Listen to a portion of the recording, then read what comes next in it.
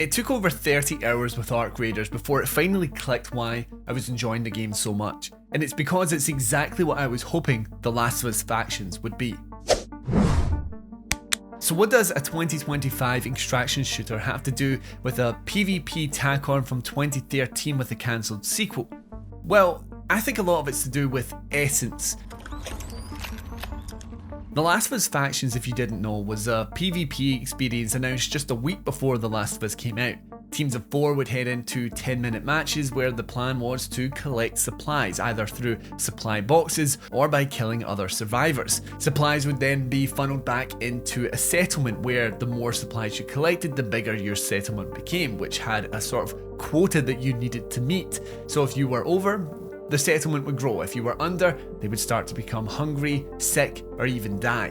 Factions may have seemed like a tack-on from the outset, but it was actually such a great experience. One of my personal favourite multiplayer experiences from that time, because it captured the essence of The Last of Us. You had these grounded atmospheric maps. You had this really cool, subtle sound design element with, I suppose, over-exaggerated gunshots, but also the environmental cues. You had slow-paced tactical combat where you couldn't just run in guns blazing, you were probably going to die that way, so you had to be sneaky, stick to cover, keep an eye out on the horizons and trying to get the drop on other survivors. And then with this metagame, you're collecting for the settlement. Now, it was only ever visible through little coloured dots on the menu, but it gave every match a sort of a meaning, a purpose, a tension right from the word go. You knew you needed to do this well, otherwise things were going to get bad for your settlement. Now this is pretty archaic by today's standards, and maybe even back then you didn't find it that fun either, but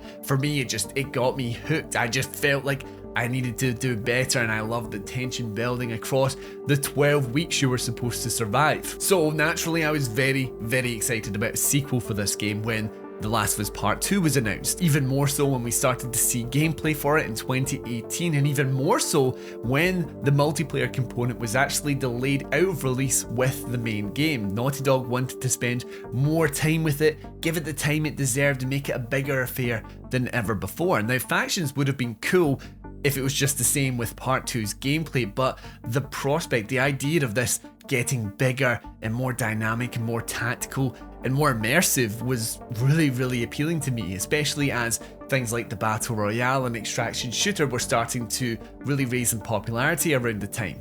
Now we got another look, a big screenshot. That was all we ever actually got to see of Factions, which again excited me. Big cityscapes, lots of raiders, you are sneaking around through different buildings and stuff. The potential was so there, and I thought it could be really, really cool. So it broke my heart when the game was cancelled in 2023, and I genuinely still think about it to this day. I totally respect the decision. It's hard for a single player studio to just not jump on the multiplayer bandwagon and stick to their guns, stick to what they're good at. So in that respect, it was a nice decision to see, but it still broke my heart. So then that brings us to Arc Raiders, a PvPvE extraction shooter from Embark Studios. In my mind, it captures that very essence of The Last of Us.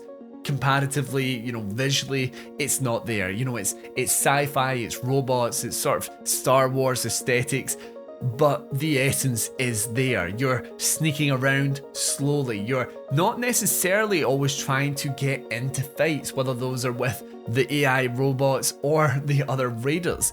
The key thing is to get the supplies and get out, but you're existing in this very cinematic and immersive world with a sort of grounded approach to its post-apocalypse, despite its more highfalutin sci-fi things like the robots.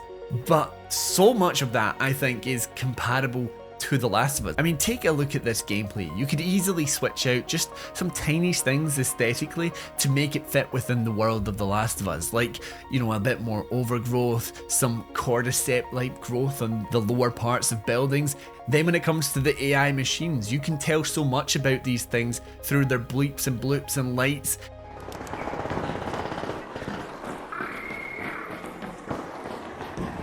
Imagine, instead of that, you have the clicks of a clicker, the howl of a bloater, or the screeches of a runner. The way in which you could be sneaking around a building and the hairs on the back of your neck stand up when you hear the shuffling of nearby raiders, or the sound of an arc machine is just, I feel like, can fit so well with those sort of diegetic elements from The Last of Us. I even think of some of the locked rooms with the best loot inside where you need a key in Arc Raiders to access them, but what if in Factions you needed a gas mask because it was filled with spores? And when it comes to the supplies as well, there's so much that's sort of linked in some kind of similar way, where I'm wandering through the Rust Belt with my friends and I come across a pack of rubber tape, which may seem boring, but I know I can make attachments for my weapons now. I've been lacking this supply, and it's sort of links back to that OG Factions where you would find the blue bottle and you're like, yes, I need this stuff for my settlement. While the settlement in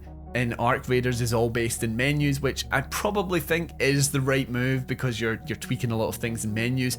I do like a physical space. I'm a fan of something like the tower in Destiny, and I think it could be so cool if Naughty Dog had brought back the settlement mechanic and the supplies and all of that. You could make that physical space this time where you're sort of upgrading things, or you can physically see your survivors becoming ill or sick or hungry. Now this may be the ranting of a madman at this point, but when it finally clicked for me and I saw that link, I couldn't unsee it. And while it still breaks my heart to this day that we didn't get to see The Last of Us Factions, I'm really happy that we have something that sort of like spiritually exists in the same space. It's scratching that itch for that sort of grounded post-apocalyptic atmosphere. It's managing to capture the tension that I felt playing a third-person game like The Last of Us Factions or even The Last of Us Part 2. And yeah, I mean, I love this game, and I think if you're ever really sitting on the fence with hearing about a new sort of PvE experience, I know sometimes the reaction to these can be somewhat negative,